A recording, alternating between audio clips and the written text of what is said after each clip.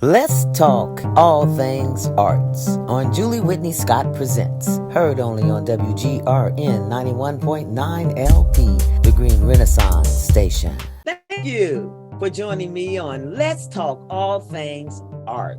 Today, we're going to talk with a playwright. His name is Peter Anthony Fields.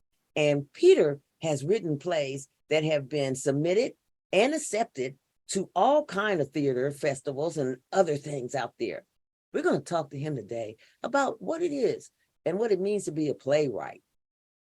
Hello, Peter. Welcome to Let's Talk All Things Art. Hello, Julie. Thank you very much for inviting me. Let's start off with telling my audience about how you became a playwright. Okay. Yeah, I started out actually in the early 1990s, and I set out to be a film director, producer, independent film director and producer. And so I did that from the 90s all the way to 2015. And it was at that point that I was diagnosed with having Parkinson's disease. And I knew something was going on because I was getting weaker and I couldn't do the amount of work that needed to be done to make a film, all the running around and everything and organizing and uh, communicating with the people. And so when I get my diagnosis, it all made sense. I realized this is what was going on. And so I couldn't keep up that level of work, making film, independent film, but I wanted to keep telling stories. And so I looked to which is actually my first love, theater. I turned back to that and decided that I would work to be a playwright. And so I started writing.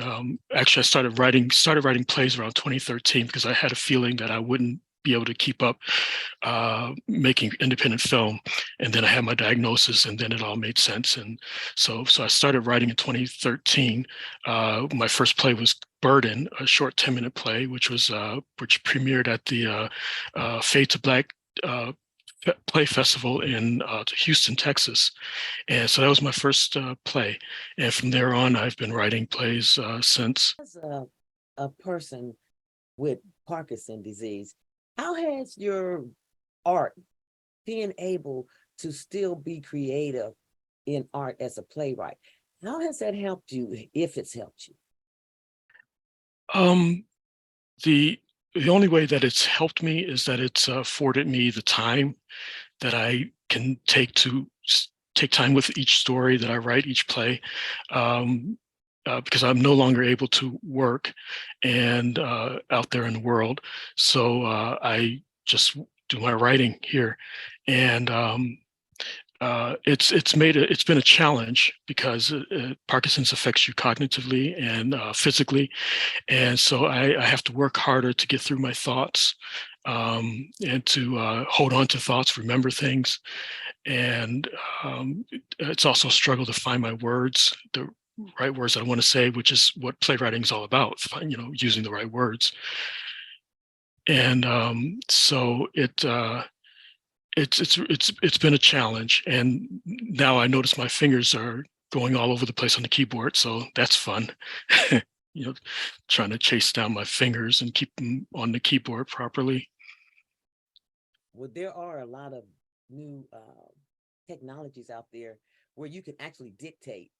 So, which I had to use at one point when my hand was like in surgery and stuff like that, and I couldn't do anything on my work job.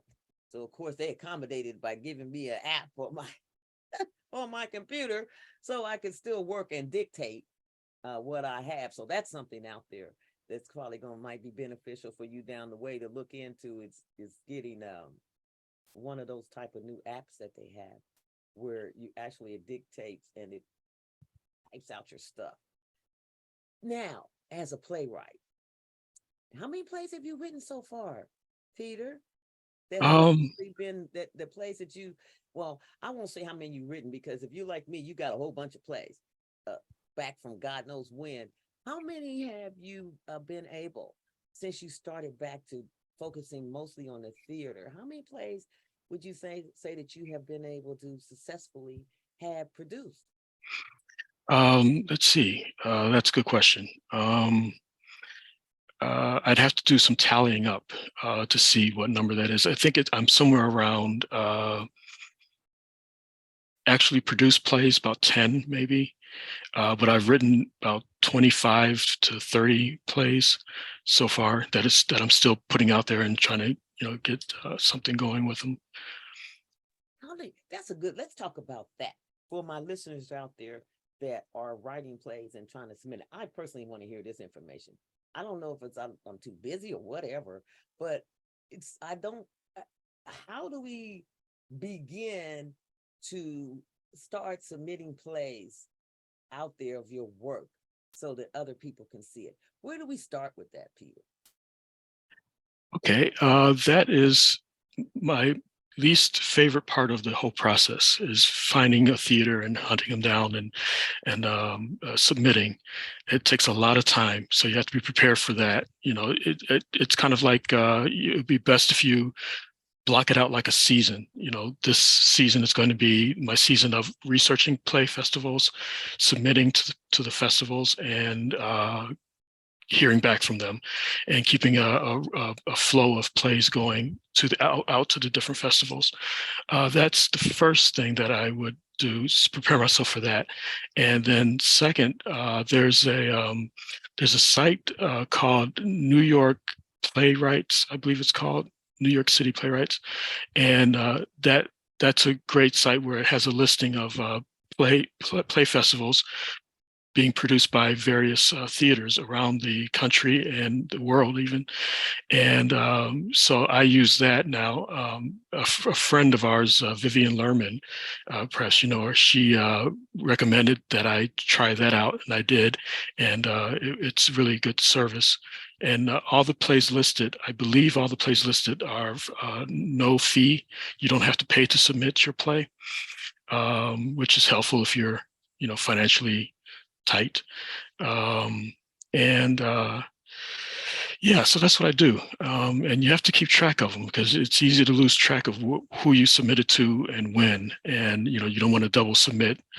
And so that's another challenge for me, is to keep all that straight and remember. So yeah, so it's just like I thought, and why I haven't been good at it.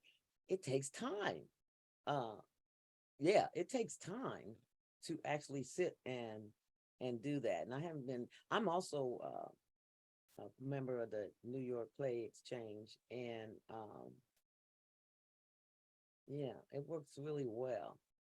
So, Peter, in your writings of your play, what inspires you? How do you get your characters, and what when you're thinking about a play? How does that come about for you, creative? Typically, Um, how do you do that? yeah, that's a good question. I love to answer that one. It's a process where I have to find out what is important to me at any given moment when I'm ready to write a play. What's important to me right now, out in the world with family, friends, or whatever. And so I take the subject, the topic that's weighing heaviest on me, and I begin to create a scenario where characters are being placed in position, and I think of what personalities they have, what their likes are, what their dislikes are, and how they would interact with each other. And so then I just let that grow, and I let them talk about what I am interested in, what's concerning me at the moment. And so as it's a magical thing almost when you write a play or write any story, I believe. The characters start talking to each other, and they, in a sense, tell you what they want to say, and you're just kind of taking it down as they go along. And if you get the right personalities together, you get drama, which is conflict, and you have to resolve it and find a way to resolve it, and have an arc for the story and for the characters. They have to go somewhere, and by go somewhere, I mean they have to experience something, and it has to change them in some way, shape, or form. Um, and so, yeah, so I start there with what's important to me at the time. Then I begin to put characters down in a scenario, a situation. Where are they? Why are they there? And then I let them talk between each other, and I take it down, and then yeah, then you just start to rewrite afterwards. Once you come up with a completed script, you go back and then you go through it again, and you will inevitably find that you will have new ideas, sometimes new directions that you can take the characters and the story in. And so you should take advantage of that opportunity to make the story better. You can always continue to revise and revise, and until you get to a point where it's good for you, and then you release it. Now, there are some artists that write like I'm sometimes I just get something and I write it and it is actually finished. And there are other times when I get something like you said, I'm working on it and then I have to go back and because I know in my gut it's not finished. Uh, do you ever like I have there are artists like me out there that we just have these characters. They just they live and all of a sudden they start talking. And it's like, oops, what's she talking about? And they come. Does that ever happen to you? Or do you ever find yourself sometimes uh just all of a sudden characters are coming together in your head and it's not something that you was actually thinking about, but maybe it does have something to do with probably what's going on with us or what we're thinking about that makes all of a sudden these characters start bam, start saying. Does that ever happen to you, Peter? Yes, it does, a lot. My structure is just there as a landing pad in case any of those ideas come to me suddenly, out of the blue, and a character might say something, in a situation that I'm involved in, and I hear a voice, that says, whatever, and I think that's a good direction I should go in. And so then it starts to build itself, and I place it on my platform so it can be properly organized, but I let it happen as it happens. Yeah. Yeah, because sometimes, as artists, especially when that's what we do. Yeah, and so I was just wondering about that. I always like to ask my artists, especially the ones that are storytellers, the ones that are actually writing the stories for people to perform and bring to life. The poems that you write for other people to recite and all that stuff. That process of that happening. What's been your most challenging work? My most challenging work has been is probably two. My two full length plays that I've written, which are That Guy and The Invited. That Guy is based on it's loosely based on my life, as a creative with Parkinson's, and trying to balance that and keep everything going with relationships and all of that. And so that was a challenge because it was loosely based on myself, and so bringing certain parts of my life in there is difficult and a challenge. And your instinct is to say, nope, keep that back, nope, keep that back.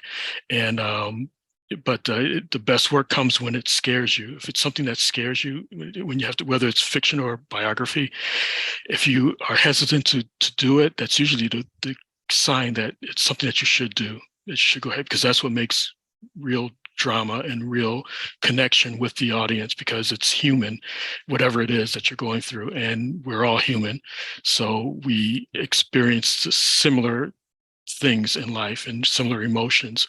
And so if you really want to connect with your audience, do what scares you. And The Invited is a different kind of story.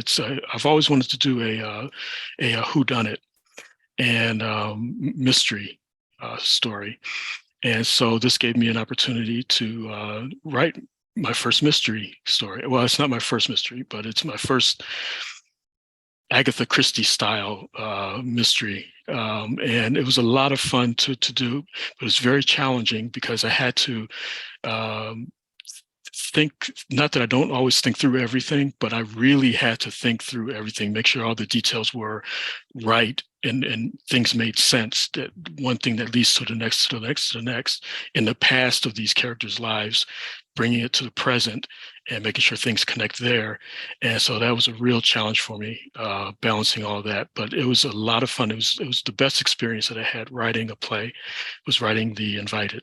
So talk to us now about, although you've talked about it some, what advice do you have for people that are dealing with disabilities? I'm glad that you started off talking about how it's one of those things that sometimes it just creeps up on you, and you know that there's something going on with you, your body, that you're not quite, uh, you're 100%. You don't know what it is until you get a diagnosis of, so that's what's going on with you.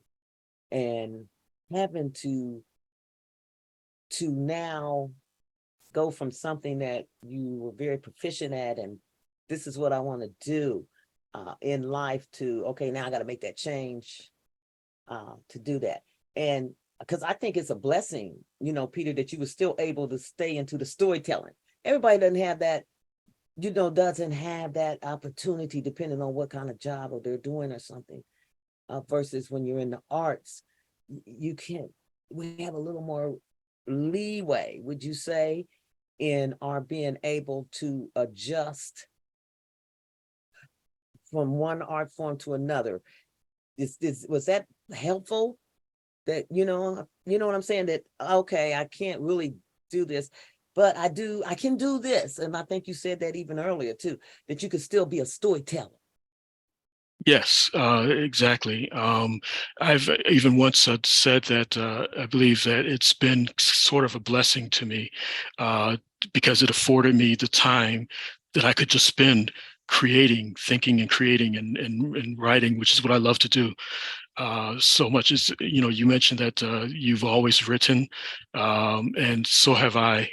Since I was a little kid, I made little comic books and stories and adventures, and I made what I called movies, on large sheets of paper for the big screen, and I would have all kinds of stories going on, and I've done that since I was a kid. I've always been creating something, some story.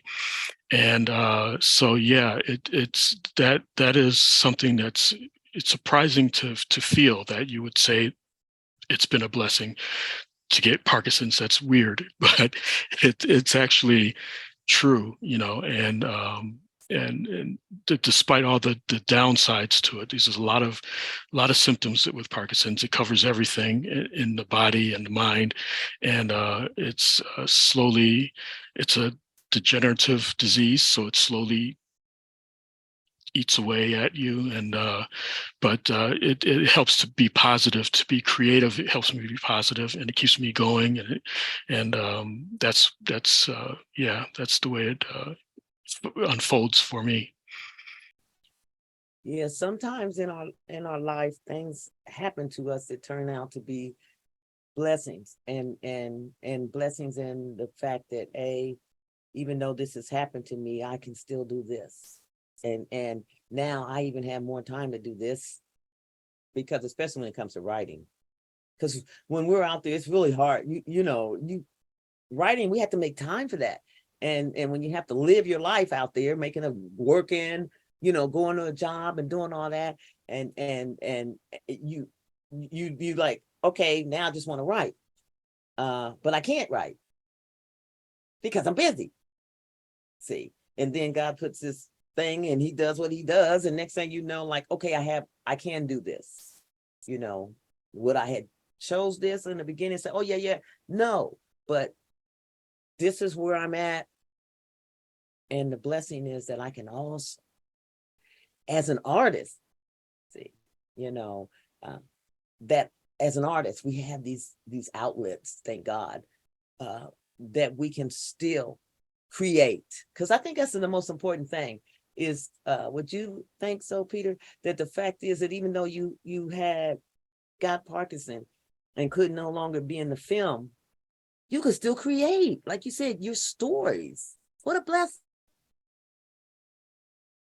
Yes, yeah.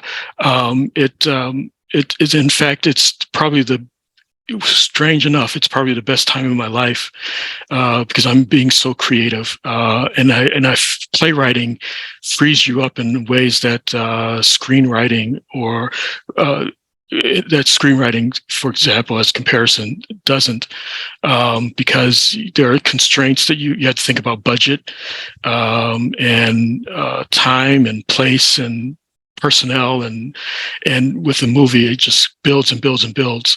With a play, you can put a play on in a classroom, and it could, you know, reach people and touch people in ways that you never imagined.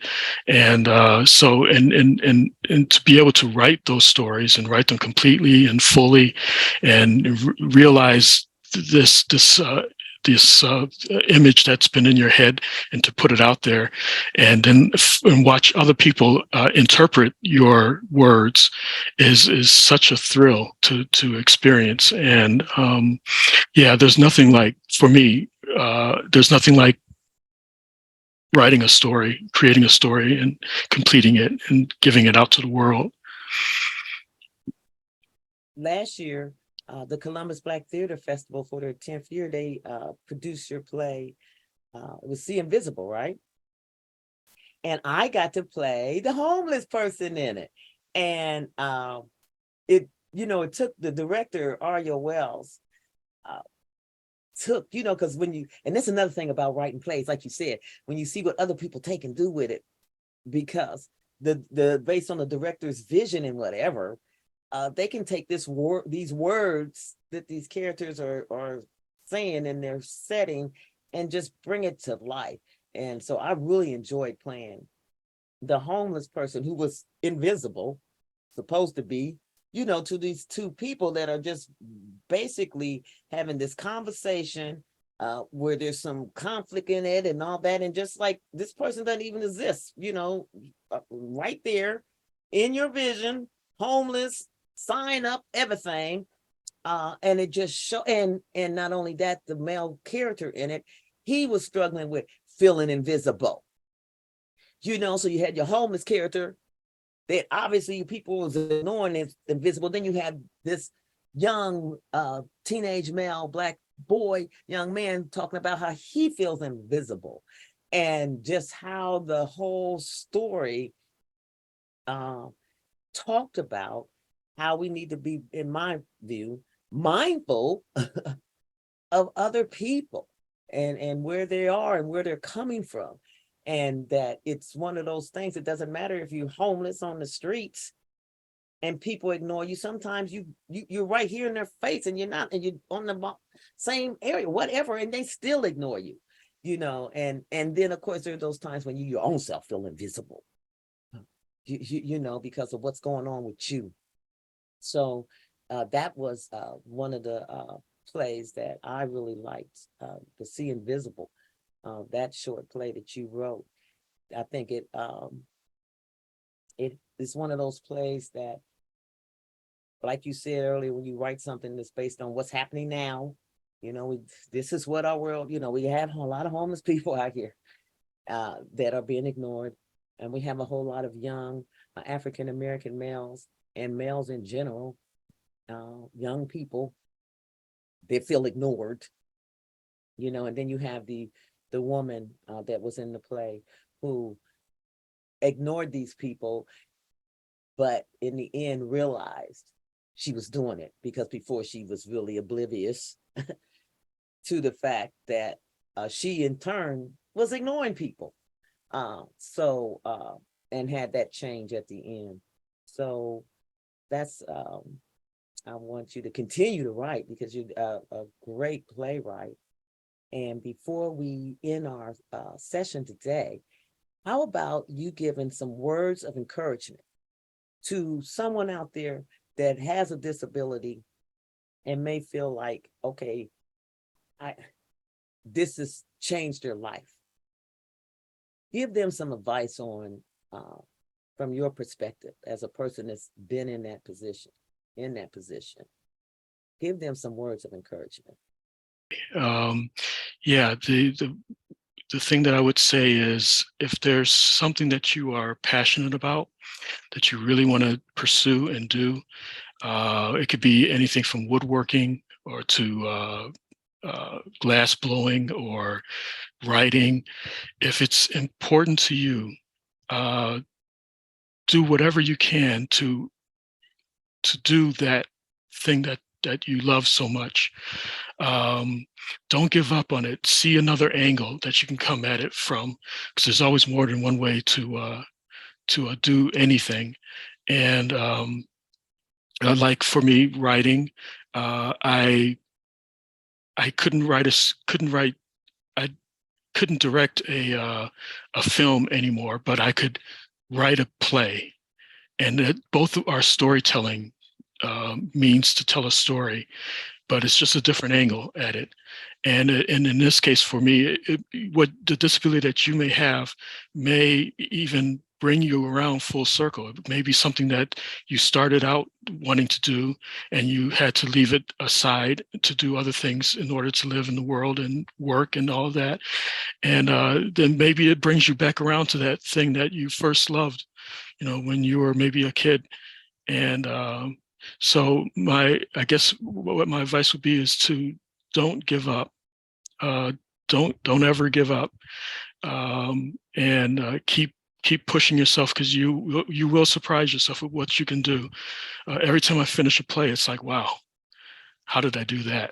It's with the mind and memory and all of that, and I pull it off. I actually create something that theaters want to produce, and that's so very cool, basically. Well, you said it, man, Peter. That's very cool. And I'm so glad that you are writing out there. And I pray that you continue to be able to tell those stories that are relevant to what's going on today, stories that entertain, and stories that uplift and help other people enjoy storytelling. So thank you so much for being on Let's Talk All Things Art. Thank you so much for inviting me. I am honored that you asked me to be a part of your show. Thank you. Thank you for being here.